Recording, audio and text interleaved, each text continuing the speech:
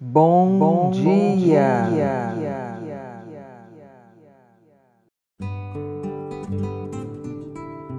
Opa! Vamos juntos aprender sobre mais um livro da Bíblia? Hoje o livro da vez é o livro de Jó. Este é um dos personagens mais antigos da história da Palavra de Deus, pois sabemos que ele viveu mais ou menos no ano 2000 a.C. E falar de Jó é falar de sofrimento. A sua vida, na verdade, foi cheia de tristezas e de dificuldades, pois, literalmente, do dia para a noite, ele perdeu toda a sua família, perdeu toda a sua riqueza e pouco tempo depois ele perdeu também a sua saúde. Porém, este personagem nos chama a atenção porque, mesmo tendo perdido tudo, ele não perdeu a sua fé. Ele continuou confiando em Deus, temendo a Deus, respeitando o Senhor, e essa foi a chave da sua vitória, e este foi o segredo dele ter dado a volta por cima, mesmo tendo passado por tantas dificuldades. Existem algumas coisas interessantes que nós aprendemos no livro de Jó. Uma delas é sobre a soberania de Deus. Logo no começo do livro, Satanás, o nosso inimigo, ele foi até Deus e pediu ao Senhor permissão para tocar na vida de Jó. E o diabo só pôde fazer com Jó aquilo que Deus lhe permitiu fazer.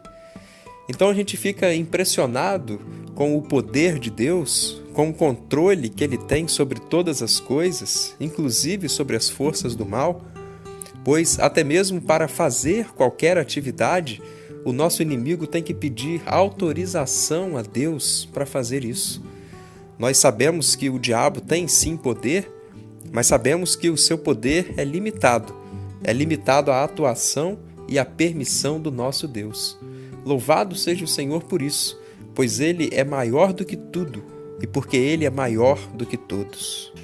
O livro de Jó também nos ajuda a questionar o porquê do justo sofrer.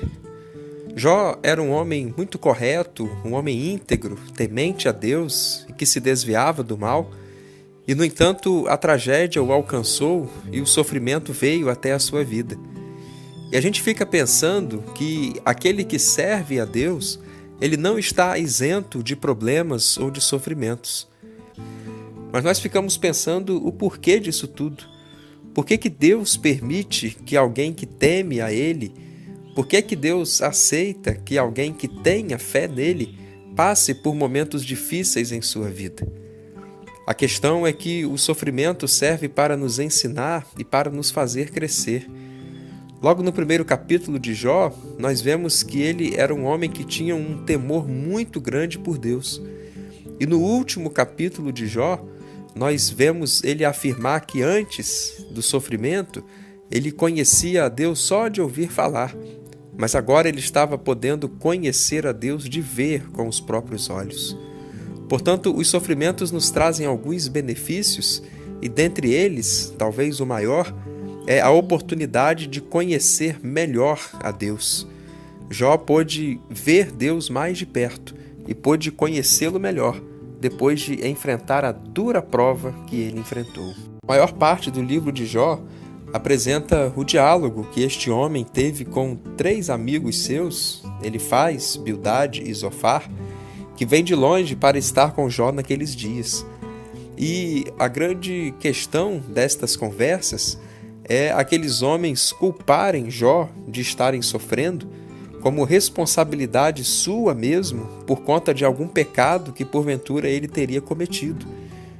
Era um pensamento, na realidade daquela época, de que todo sofrimento era consequência de algum pecado. Mas nós sabemos que isso não é verdade. Nós podemos sofrer hoje mesmo que não tenhamos cometido algum pecado que tenha causado ou que possa nos responsabilizar por aquele sofrimento. O oposto sim é verdade. Todo pecado gera sofrimento, mas nem todo sofrimento é gerado pelo pecado.